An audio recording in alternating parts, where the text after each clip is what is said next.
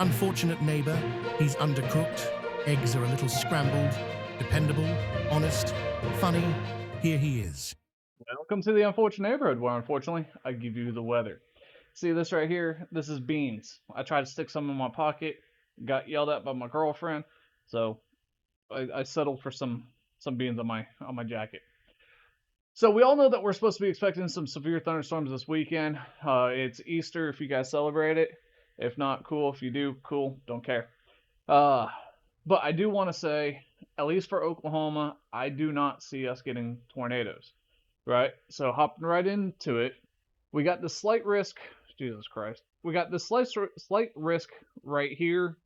It is a slight risk, right? It does not mean that it is going to be definitive.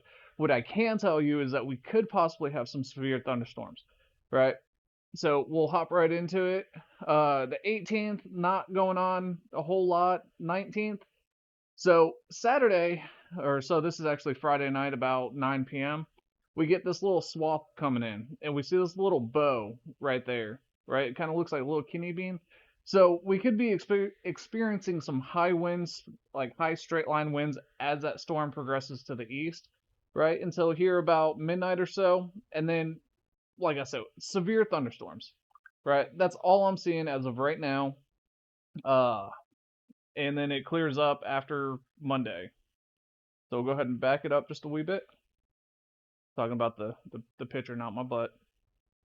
Right. So Saturday, yeah, and then Saturday about 6 p.m. get another little thunderstorm going off. Sunday looks like we might get a little bit of rain, not a whole lot, according to the GFS. So here's the most unstable cape on the GFS, right? And so the timing does not match up with the storms coming through. So here's the 19th, the 20th. Well, let's look at Friday into Saturday. Friday, right? So we get a little bit of instability in the atmosphere, right? But it just does not line up with the set of clouds and the storms that we have coming through. It's either going to be before or after. So even if the instability is there, I believe that there's going to be just a very slight risk of tornadoes popping off.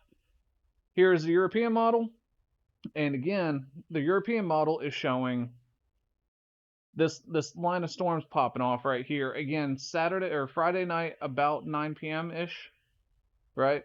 So we still have this whole last line of storms right here. Here's about midnight. That line of storms is still coming across like that, right? Okay, well I lied. It looked like it was going to do that, but then again about 6 p.m. we got this line that's right here, and then Sunday at 3 a.m. this is showing another line, and over here in the Panhandle, Oklahoma, it looks like you're getting a little bit of ice and a little bit of snow, possibly. Right, and then we got this little low pressure just moving off whenever it decides to want to go. Most unstable cape for the European. Once again, the instability is there before or after, except except this right here. So it is showing a very little bit of instability. So in between the 6 hour period right here, it is showing a very little amount of instability. So like I said, there is a slight risk. It is, I personally do not think that there's going to be a whole lot. This here is the HRRR, composite reflectivity. So as we get closer, so tonight we're seeing some storms up here in Kansas get pushed off over to Missouri, off into Kentucky and Tennessee. And then get that little line of storm starting to pop off right here. I thought this was going to be a good idea showing this, but maybe not. So supercell composite. So 18th at 6 p.m. we see there is a chance of some supercells. Again, low. Tomorrow into Friday, I'll be able to take a look at the HRRR and give you a better example as to what could be happening. Here is the significant tornado parameters. It is empty. except over here in this state.